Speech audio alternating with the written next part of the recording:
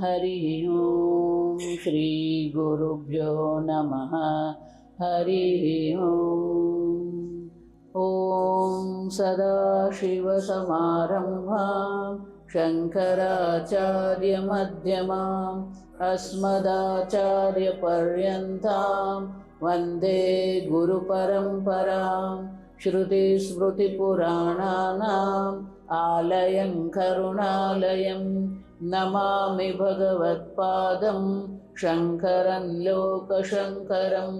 शङ्करं शङ्कराचार्यं केशवं बादरायणं सूत्रभाष्यकृतौ वन्दे भगवन्तौ पुनः पुनः। ईश्वरो गुरुरात्मेति मूर्तिभेदविभागिने व्योमवद्व्याप्तदेहाय दक्षिणामूर्तये नमः। ॐ असतो मा सद्गमय तमसो मा ज्योतिर्गमय मृत्योर्मा अमृतङ्गमय। ॐ शान्ति शान्ति शान्तिः। वासुदेवेन्द्र योगीन्द्रं नत्वा ज्ञानप्रदं गुरुं मुमुक्षूणां हितार्थाय तत्त्वबोधो विधीयते। पंचकोशाः के अन्नमयः प्राणमयो मनोमयो विज्ञानमय आनंदमयश्चेति।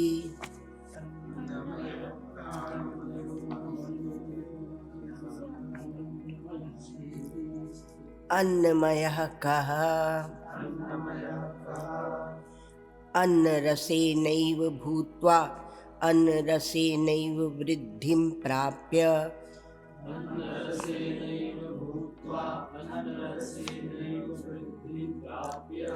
अन्नरूप पृथिव्यां यद्विलीयते तद् अन्नमयः कोशः। स्थूल शरीरं प्राणमयः कः? प्राणाद्याः पंचवायवा वागादि इंद्रिय पंचकं प्राणमयः कोशः।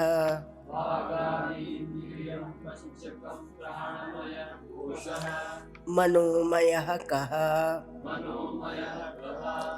मनश्च ज्ञानेन्द्रिय पंचकं मिलित्वा यो भवति स मनोमयः कोशः। विज्ञानमयः कः? बुद्धि ज्ञानेन्द्रिय पंचकं मिलित्वा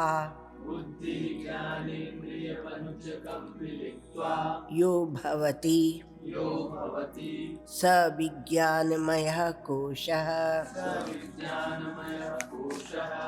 आनंदमयः कः?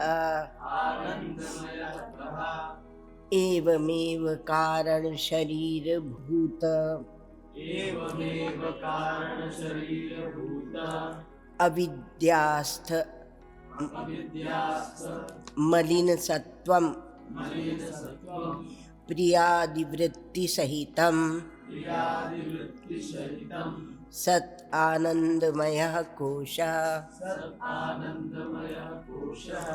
एतत् कोश पंचकम। अब आपको ये पंचकोश की जो बात है, अन्नमय प्राणमय मनोमय विज्ञानमय आनंदमय चेति, इसको थोड़ा दूसरी प्रकार से बताते हैं, क्योंकि ये केवल आपको सूचना देना नहीं कि सूचना दे दिया कि अन्नमय कोश यह है, प्राणमय कोश यह है, मनोमय कोश यह है, ऐसा सूचना देना नहीं है, पर इसका तात्पर्य यह है कि ये आपको श्रुति ने, हमारे ऋषि मुनियों ने हमें आलम्बन दिए हैं। इनको नकारना है, पर नकारने के लिए नहीं है, पर ये आलम्बन है। जैसे कि हम जब पूजा करते हैं तो एक भगवान के सगुण साकार विग्रह को लेते हैं, उनकी सेवा भी करते हैं, उनका श्रृंगार भी करते हैं, और फिर उनका मंत्र जप करते हैं इत्यादि, स्तोत्र आदि बोलते हैं। तो क्रमशः हम जाते हैं, क्रमशः चलना है। तो अन्न में, प्राण में, मनो में, विज्ञान में, आनंद में मैं नहीं हूँ, ये हल किया हुआ गणित है। पर जब प्रश्न पूछे जाते हैं तो समझ में आता है कि जो सुनने वाला है, जो साधक है, अधिकारी है, जिज्ञासु है, वह तो अभी अन्नमय कोश में ही बैठा है। श्रुति भगवती बहुत करुणावती, अत्यंत करुणा है उनके चित्त में, और ऋषि मुनियों की करुणा उदारता भी अपार है। इसलिए वो सूचना नहीं देती।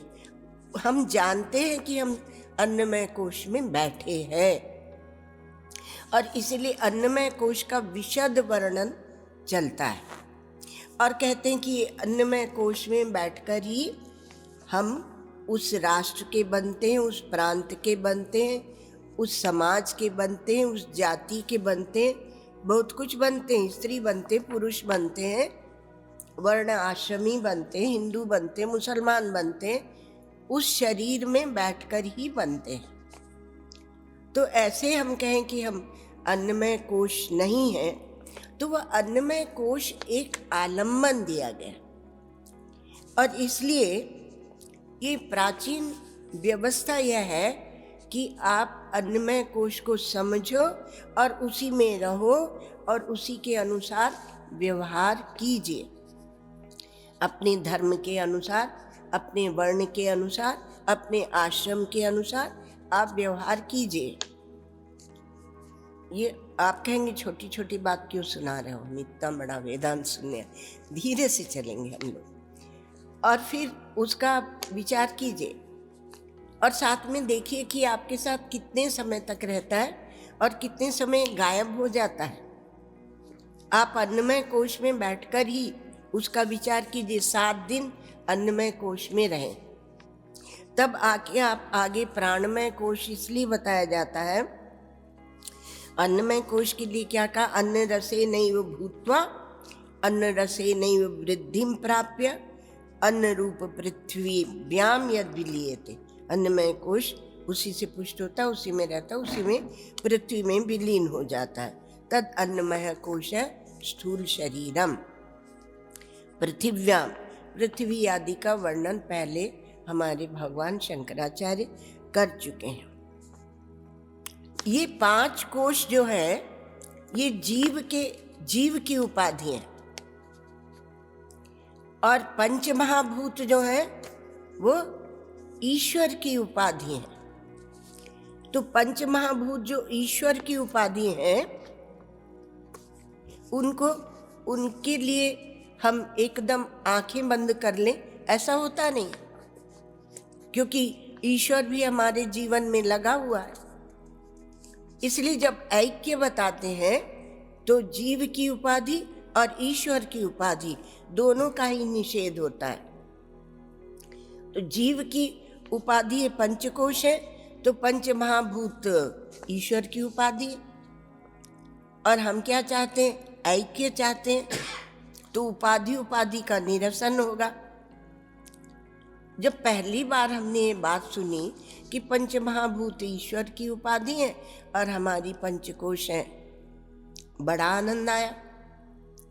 अच्छा, तो ईश्वर की उपाधि का निरसन आप कैसे करेंगे? इसीलिए कहा कि स्थूल शरीर है और पृथ्वी से पैदा हुआ, पृथ्वी में रह, पृथ्वी में विलीन हो रहा है। तो आपको विचार करने के लिए एक आलम्बन यहाँ दिया गया, अन्नमय कोश। और एक पंक्ति पढ़ के उड़ मत जाइए।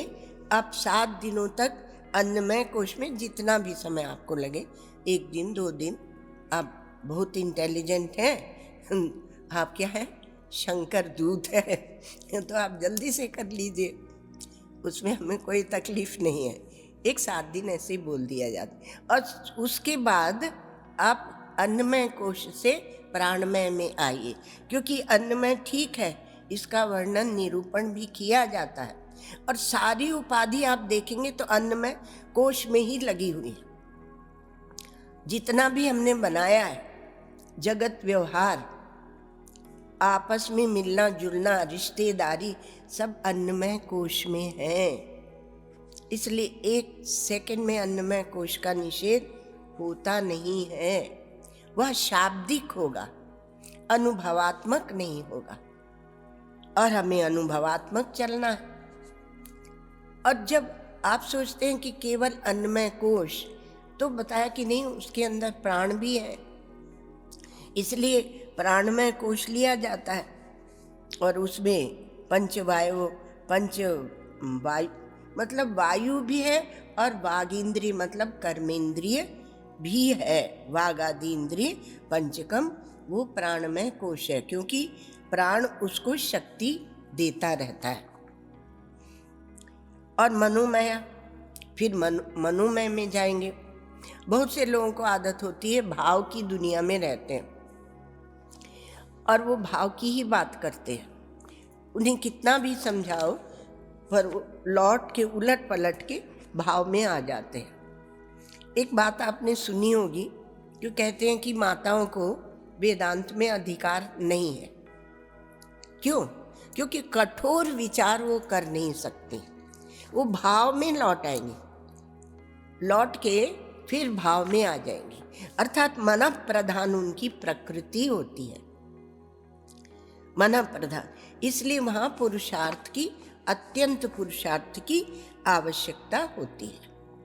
तो प्राण में क्या है, और मन, उसमें कहा कि 5 वायु और फिर जो पंचक, जो वाग आदि इंद्रियां हैं, इनको मिला के ये प्राणमय कोश बनता है। मन क्या है, अभी हम लोग वापस लौटेंगे, थोड़ा सा देख लें। तो मन क्या है कि ज्ञानेंद्रिय पंचक, क्योंकि प्रत्येक ज्ञानेंद्रिय के पीछे मन दौड़ता रहता है। तदस्य हरति प्रज्ञा वायु नावमी बामसी, वो जाता है, कठोपनिषद में भी है कि वो पीछे पीछे मन जाता है। इंद्रियाणि हयानाहुर विषयांस्तेषु गोचरान, तो मन उसके पीछे जाता है। तो मन और ज्ञानेंद्रिय पंचक ये मनोमय कोश है। और विज्ञान में क्या है, तो कहा बुद्धि और ज्ञानेंद्रिय पंचक, इसको मिलाकर विज्ञानमय कोश है। तो फर्क क्या हुआ? वही मन और विज्ञान में क्या अंतर हुआ? तो एक यहाँ जो ज्ञानेंद्रिय पंचक है उसके साथ मनोमय कोश है, और यहाँ बुद्धि के साथ ज्ञानेंद्रिय पंचक है, उसके साथ विज्ञानमय कोश है। तो निश्चय करने की शक्ति होती है, तब वह ज्ञानेंद्रिय के साथ में तब बुद्धि हो जाता है। और मन है थोड़ा भावना हिलता डुलता रहता है, तो अब शास्त्रीय पद्धति से बोलते हैं संकल्प विकल्पात्मक, वो मन। और बुद्धि ये निश्चयात्मक है। और आनंद में क्या है, तो कारण शरीर है, और कारण शरीर हम लोग देखा है। और ये कारण शरीर, ये अविद्या, ये गहन विचार की वस्तु है। एक बात और है, जो लोग, जो दर्शन केवल जागृत अवस्था का ही विचार करते हैं, स्वप्न और सुषुप्ति का विचार नहीं करते, वो अधूरे हैं। इसीलिए हमारा जो दर्शन है वो सर्वोपरि हो जाता है। हम सबका विचार करते हैं, अध्यात्म, अधिभूत, अधिदैव, सबका विचार हम करते हैं। उस स्वप्न का, आपके एक देह की अवस्था में ही वो स्वप्न का विचार नहीं करते, सुषुप्ति का विचार नहीं करते। हमारे ऋषि मुनियों ने अत्यंत गहन विचार किया। कारण शरीर भूत अविद्याख्य, अविद्याख्य मन है नहीं, पर लग रहा है ज्ञान, अज्ञान के कारण।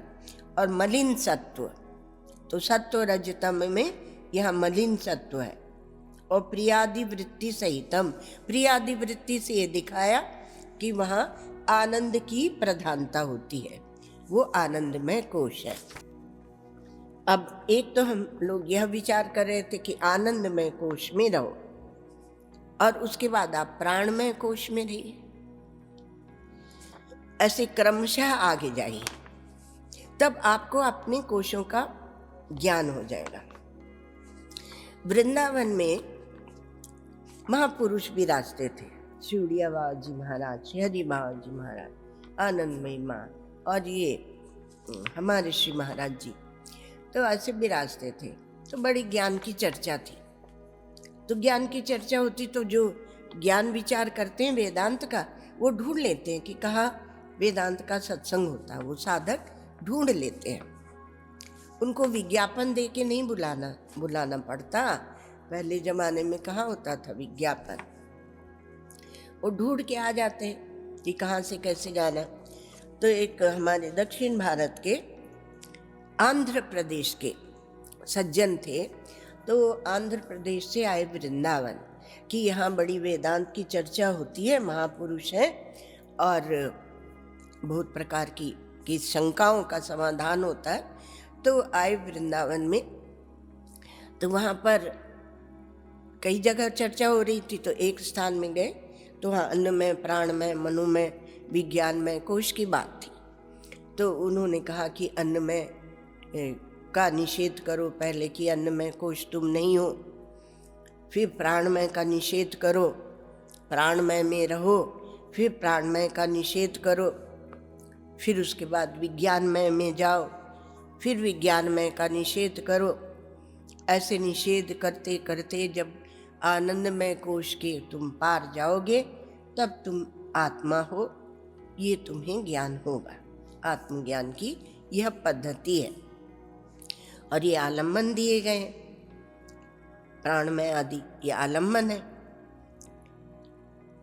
अब क्या हुआ कि वो बेचारे 1-2 दिन उनका सत्संग सुनते रहे, और दैव योग से वो पहुंच गए शिवड़िया बाबा जी महाराज के सत्संग में। वो प्रातः लेते थे बड़ी जल्दी सत्संग, शिवड़िया बाबा जी महाराज। तो ये पहुंच गए उनके सत्संग में। तो क्या हुआ कि वहाँ पर बाबा कह रहे थे कि एक आत्मा है, आत्मा के सिवा और कुछ नहीं है, और वो आत्मा ही आनंदमय है, वही विज्ञानमय है, वही मनोमय है, वही प्राणमय है, और ये कोई भेद बनते ही नहीं है। अब कह दिया उन्होंने। अब वो चकरा गए। अभी तो हम लोगों को क्रम से ले जा रहे थे, अभी इन्होंने आके कह दिया कि कुछ है ही नहीं। और वाणी प्रभावशाली थी उनकी, क्योंकि अनुभूति की वाणी थी। तो वो चकरा गए। तीसरे महात्मा के पास गए, बोले हम अपनी शंकाओं का समाधान करने वृंदावन आए थे, तो हम यहाँ पर और उलझ के रह गए। अच्छा क्यों?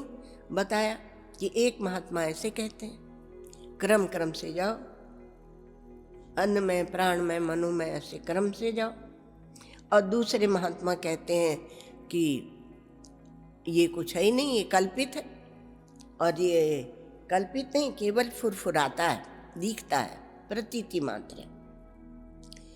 और ऐसे भी नहीं बोलते थे आत्मा ही प्राणमय है, आत्मा ही आनंदमय है, सब वही बता दिया, आत्मा ही।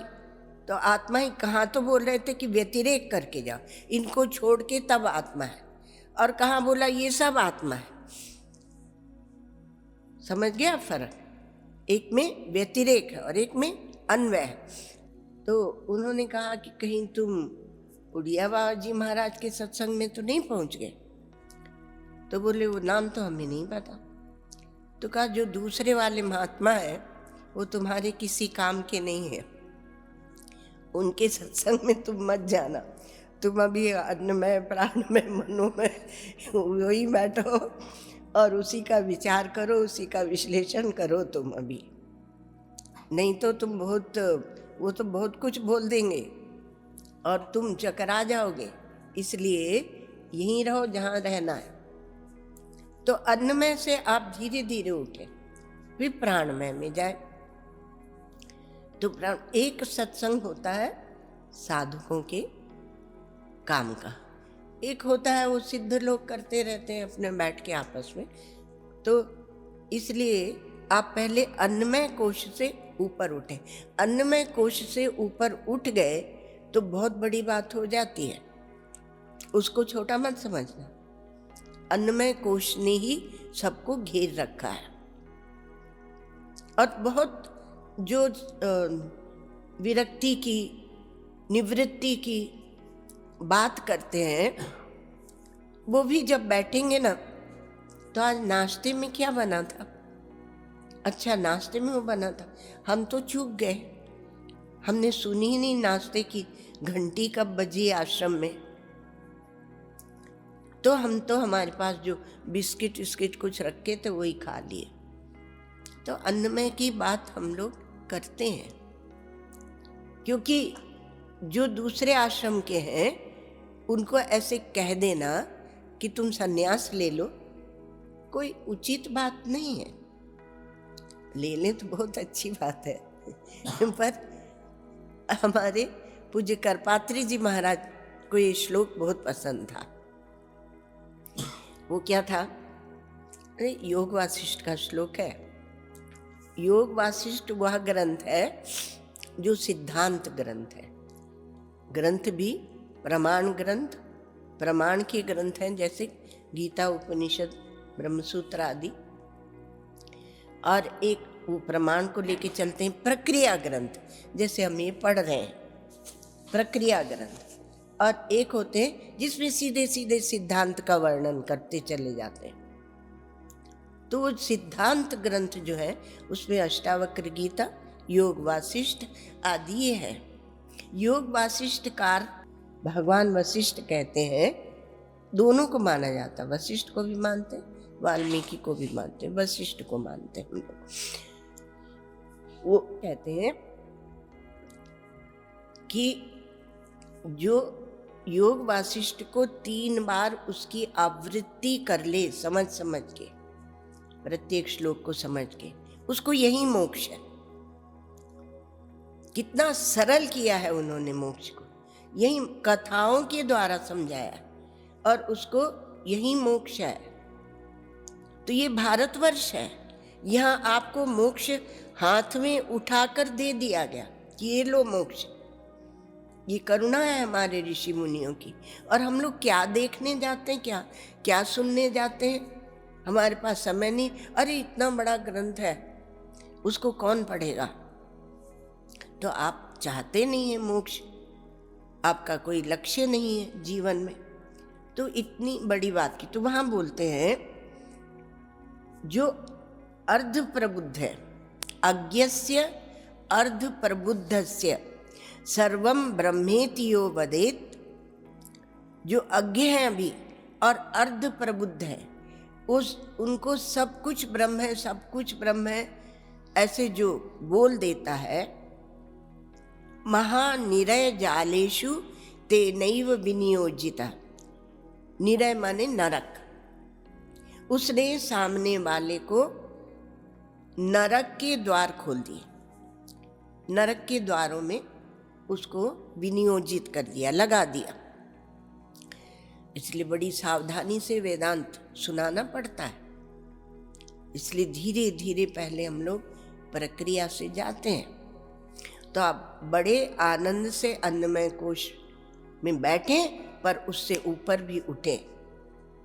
इसलिए आपको प्राणमय कोश का निरूपण किया गया। और फिर उसके बाद आप भाव जगत में, सूक्ष्म शरीर के जगत में जाना चाहते तो आप मनोमय कोश में। तो मनोमय कोश में मन सब इंद्रियों के साथ वो सामान्यकरण है।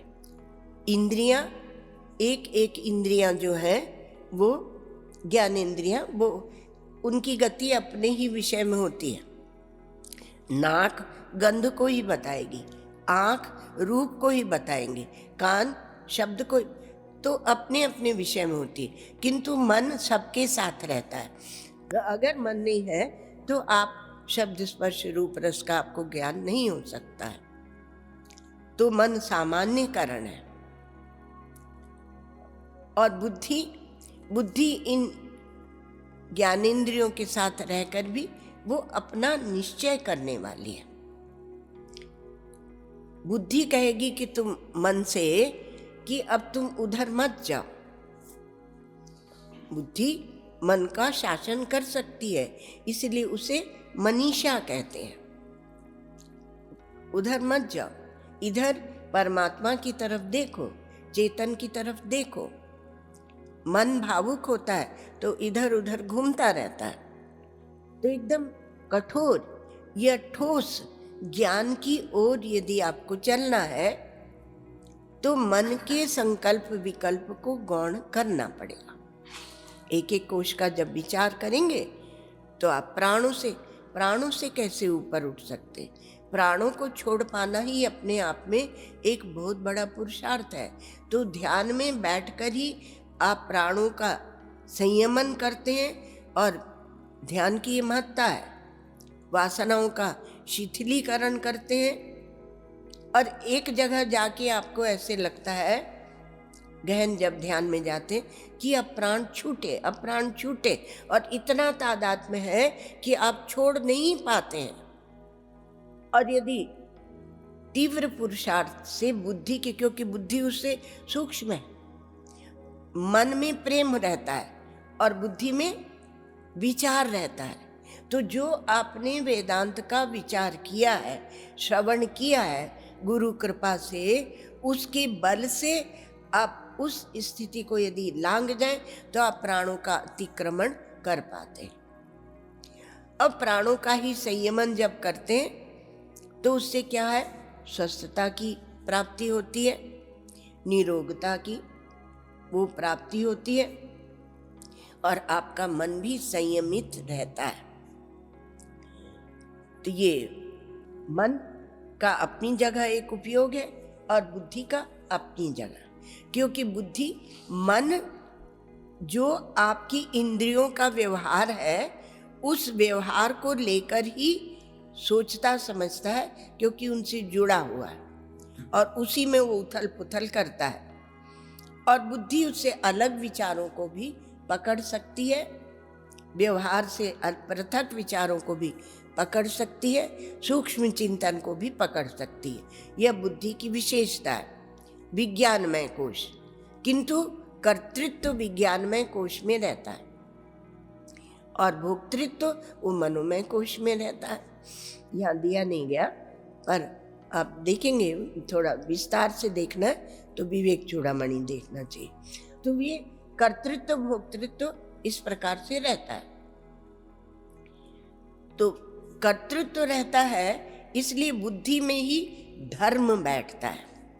हमारा धर्म भी सूक्ष्म है, बाहर की क्रिया से धर्म को नहीं आंका जा सकता। धर्म आपकी बुद्धि में बैठता है और सूक्ष्म होता है, इसलिए कर्तृत्व भी वहाँ रहता है। और पाप पुण्य भी जो करता होगा उसको पाप पुण्य लगेंगे और भोक्ता को भी लगेंगे। तो ये कर्तृत्व भोक्तृत्व को लेकर भी ये विज्ञानमय कोश और मनोमय कोश ये आ जाते हैं। अब कभी आपको कोई सूक्ष्म बात बताई जाती है, थोड़ा गंभीर चिंतन की, तो आप क्या कहते हैं, अरे वो इतना शब्द जो है वो ऊपर से इस शब्दों का ज्ञान कराने के लिए प्रक्रिया ग्रंथ भाष्यकार भगवान ने और अन्य भी दिए गए हैं उनके बाद परंपरा में। तो कहा कि जो विचार चिंतन वहाँ बताया जाता है वो किसी काम का नहीं है, वो अलग जाके जब कहीं बैठोगे तभी काम आएगा, ये संसार व्यवहार करते हुए नहीं, वो ऊपर से चले जाते हैं। इसलिए वेदांत में हम नहीं जाते। और वैसे भी 2-4 ही वेदांत श्रवण करते हैं, भीड़ नहीं करती वेदांत का श्रवण। आप ये सोचें कि जो समझ में नहीं आता उसे हम क्यों सुने, तो आपकी बुद्धि कब काम आएगी। जो आपको समझ में आता वही आप सुनेंगे तो आपका मन प्रबल हो जाएगा, क्योंकि वह मनोरंजन है, मन को उसमें आनंद आता है। तो मन की प्रधानता है आपके जीवन में। जबकि एकमात्र मनुष्य को ही ईश्वर ने बुद्धि प्रधान जीवन दिया है। तो आप बुद्धि का उपयोग कब करेंगे? इसलिए मनोमय कोश को अलग किया गया और विज्ञानमय कोश को अलग किया गया। और आप देखेंगे महात्मा लोग जो विचार करते रहते हैं ना, तो वो कहते हैं कि आज हम भूखे रह गए इसलिए हमें नींद नहीं आई। मतलब भूखे कैसे रह गए? तो बोले आज कुछ गंभीर चिंतन हमें विचार करने के लिए मिला ही नहीं। ना हमने किया, ना कहीं और से सुना, ना शास्त्र से पढ़ा, तो हमें कोई गंभीर चिंतन नहीं मिला। तो इसलिए लगा कि आज का दिन खाली चला गया। तो उनकी खुराक वो है, उन्हें कोई ना कोई एक सूक्ष्म, एक गंभीर चिंतन प्रतिदिन चाहिए। तो ये मन बुद्धि की भी खुराक होती है। जो भाव जगत में रहते हैं उन्हें कोई भाव की बात चाहिए। तो ये मनोमय कोश है। और भाव का हम लोग किसी भी चीज का निषेध नहीं करते हैं, एक स्तर पर उसकी आवश्यकता है, इसलिए निषेध नहीं है। जैसे ये कह दें कि हमें तो एक बच्ची थी, सच्ची की बात सुना रहे, तो पढ़ती नहीं थी, तो माता ने कहा कि बेटा पढ़ो। पढ़ते क्यों नहीं? नहीं, हमें तो डॉक्टरी की पढ़ाई करनी है, इसलिए हम ये काखा गाघा क्यों पढ़ें। छोटी सी बच्ची युक्ति तर्क देती थी। तो कहा कि क्यों नहीं, हमने बड़े भाई की पुस्तक में देखा, वो मेडिकल कॉलेज में थे, तो उसमें खाली ऐसी लंबी लंबी, तो स्लेट में बैठ के लंबी लंबी ये हड्डी है, ये गले की हड्डी है, हाथ की हड्डी है, बनाती रहती थी, पर काखा गाघा नहीं लिखती थी। तो निषेध नहीं करना है किसी वस्तु का कि वो हम मेडिकल में जाना है तो हम काखा गाघा ABCD हम कुछ नहीं पढ़ेंगे। वहां से पढ़कर ही, और वहां से पढ़कर आए हैं तो आप उसका दूसरे आने वाले साधकों के लिए निषेध कैसे कर देंगे? इसलिए वेदांत की साधना कुछ और ढंग से चलती है। वहां प्रधानता वही साधन करेंगे, लेकिन प्रधानता निवृत्ति की होगी कि हम इस साधन के द्वारा क्या निवृत्त करना चाह रहे हैं। एक बात है, इसको कहो तो खोलें। और दूसरी जो बहुत गंभीर बात है वो यह है कि वेदांत साधन साध्य नहीं है। तो कैसे साध्य है? तो कहा प्रमाण साध्य है। आप सुनते होंगे बात। भगवान शंकराचार्य ने तो इस पर बहुत जोर दिया। उनकी बातें इतनी मीठी हैं कि हम आपको क्या बताएं। तो साधन साध्य नहीं है, और जो कुछ भी आप बताएंगे पूरा उपासना का, योग का, इसका उसका, ये सब साधन साध्य है। अर्थात यह अंतःकरण के घेरे में है, सब अंतःकरण के घेरे की बात है। और वेदांत का जो ब्रह्म है, यह लक्ष्य है, वह साधन साध्य नहीं है, वह प्रमाण साध्य है। क्योंकि वो सिद्ध वस्तु है, उसे बनाया नहीं जाना, उसमें भावना नहीं करनी है, तो वह प्रमाण साध्य है। प्रमाण से साध्य नहीं होता, प्रमाण से लखाया जाता है। प्रमाण साध्य शब्द वो गलत है। प्रमाण से उस सत्य को लखाया जाता है, क्योंकि वह ज्ञान का विषय होता है। तो इसलिए वहाँ बनाना इत्यादि नहीं है, वो तो साथ प्रमाण है। अब बताएं, अभी जो आपका मनोमय, प्राणमय, विज्ञान में, ये सब जितने कोश है ना, ये क्या है? ये अंतःकरण है। और ये अंतःकरण है इसलिए ये साधन साध्य विभाग में है। और जब तक आप अंतःकरणी है, तो अंतःकरणी बनकर आप परमात्मा को नहीं जान सकते, सत्य को नहीं जान सकते। इसलिए पूरा ये अंतःकरण का निषेध है। क्यों? क्योंकि आप प्रमाण के द्वारा सिद्ध वस्तु को देखना चाहते हैं, जानना चाहते हैं। तो अंतःकरण क्या है? वो खुद दुनिया है, अंतःकरण खुद दुनिया है, तो दुनिया से दुनिया को नहीं दिखाया जा सकता। जब भगवान शंकराचार्य कहते हैं कि वह प्रमाण से जाना जा सकता है और उसके लिए अपौरुषेय प्रमाण चाहिए, वेद प्रमाण चाहिए, तो अपौरुषेय वेद प्रमाण चाहिए। और जब तक पौरुषेय प्रमाण में रहेंगे आप अंतःकरणी हैं। तो कहा हम दुनिया से और दुनिया को दिखा रहे हैं, बात बनेगी क्या? जिसको हम जा रहे हैं किसको पकड़ने? चोर से, चोर को, और चोर का ही प्रमाण ले रहे हैं। तो चोर से चोर को जानना चाह रहे हैं तो गड़बड़ होगी, गड़बड़ है। और इसलिए पंचकोशी उठाए गए। ये आपके साधक भी है और बाधक भी है। सत्ता नहीं है। सत्ता जैसे कि प्रातिभाषिक सत्ता स्वप्न की है, तो जागृत में उस सत्ता का हम निषेध कर पाते हैं। अब जागृत की बात को, जैसे आप कोर्ट में जाएं और कहें कि नहीं हमें स्वप्न में ऐसा आया था, तो कोर्ट नहीं मानेगा। भाव में आप भले मान लें।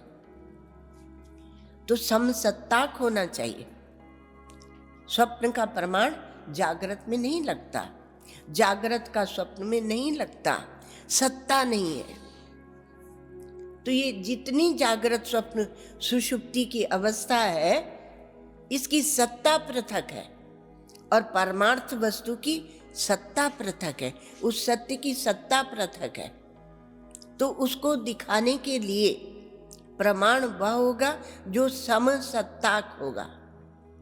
ये विषम सत्ताक के प्रमाण को लेकर हम उस सत्य को नहीं जान सकते। इसलिए एक प्रकार से ये जो साधन साध्य रूप ये जगत दृश्य व्यवहार चल रहा है, इससे कहें कि उठने के लिए तैयार होना चाहिए तो आपको अच्छा लगेगा। जैसे सोते से जाग जाते हैं, असतो मा सद्गमय तमसो मा ज्योतिर्गमय, उत्तिष्ठत जागृत, ये सब आपको अच्छा लगेगा। पर यदि ये कहा जाए कि इससे मरने के लिए तैयार रहो, देखो भाषा है, भाषा है, कैसे भी प्रयोग कर लो। बहुत प्रारंभ की बात है, हम एक जगह दिल्ली में बोल रहे थे, तो हमने कहा कि ये सब क्या है, भगवान शंकर का महाशमशान है और वो मृत्युंजय भगवान है और ये सब राख के बने हुए पुतले उछल कूद रहे हैं और हल्ला मचा रहे हैं और कहीं कुछ नहीं से बड़ा वर्णन किया। तब नए नए तो बोलने का शौक था, बड़ा भारी भाषण दिया। फिर एक लड़का आया, उसने हमसे कहा आप है ना सबको मृत्यु मृत्यु मत किया करो और ये सब मत बताया करो, थोड़ी अपनी भाषा को मीठा करो, मीठा बना लो, इतना कड़ा मत बोला करो। और आप देखिए शास्त्र की भाषा कितनी मधुर है। उत्तिष्ठत जागृत प्राप्य वरा निबोधत, ऐसे कहते हो श्रुति भगवती। उठो जागो और जिन्होंने इसे जाना है उनके पास जाके और उस सत्य का ज्ञान प्राप्त करो। और एकदम डंडा मार दिया, तुम्हें पहले यहाँ से मरना पड़ेगा, तुम्हें यहाँ से संन्यास लेना पड़ेगा। बेचारे की जिंदगी भर की कमाई उसकी पोटली छुड़ा ली, वो मेरी गठरी में लागा चोर, छुड़ा ली। और इसी कारण भगवान जो है वो चोरी भी करते हैं। श्री कृष्ण है जगत गुरु है और चोरी भी करते हैं, आपके अहंकार इत्यादि की सबकी चोरी करके ले जाते हैं। तो अभी इतना ही। ओम मित्रः शं वरुणः शन्नो भवत्वर्यमा शन्न इन्द्रो बृहस्पतिः शन्नो विष्णुरुक्रमः। नमो ब्रह्मणे नमस्ते वायो त्वमेव प्रत्यक्षं ब्रह्मासि त्वमेव प्रत्यक्षं वदिष्यामि। ऋतं वदिष्यामि सत्यं वदिष्यामि तन्मामवतु तद्वक्तारमवतु अवतु माम् अवतु वक्तारम्। ॐ शान्ति शान्ति शान्तिः। पूर्णमिदं पूर्णात् पूर्णमुदच्यते पूर्णस्य पूर्णमेवावशिष्यते। ॐ शान्ति शान्ति शान्ति। हरि ओम। श्री गुरुभ्यो नमः। हरि ओम।